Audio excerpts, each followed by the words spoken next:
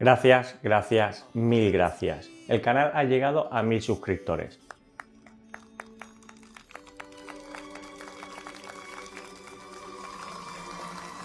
La verdad que cuando empecé hace poco menos de un año nunca pensé que iba a tener tantos suscriptores en tan poco tiempo. Para otros canales serán muy pocos suscriptores, pero para mí es muchísimo. De verdad, os lo agradezco muchísimo. Os agradezco el apoyo que está teniendo el canal. Empecé publicando un par de vídeos sobre bricolaje.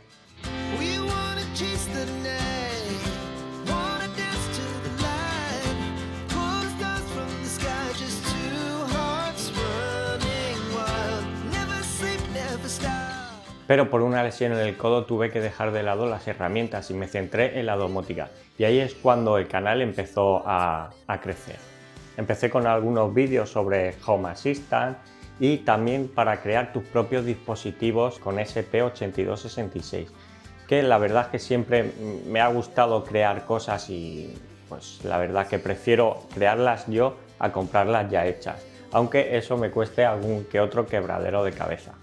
Aunque cuando me recupere de la lesión en el codo, tengo un par de proyectos sobre bricolaje que van a integrar domótica que seguro que os van a gustar. Así que estad atentos, dale a la campanita para no perderos los próximos vídeos. Y bueno, para celebrar los 1000 suscriptores voy a hacer un sorteo. Para participar solo tenéis que estar suscritos al canal, darle me gusta a este vídeo y hacer un comentario. En el comentario tenéis que poner cuál de las dos opciones que os voy a dar ahora queréis como regalo. Una de ellas va a ser la lámpara de Harry Potter. Gryffindor, Ravenclaw, Hufflepuff y Slytherin.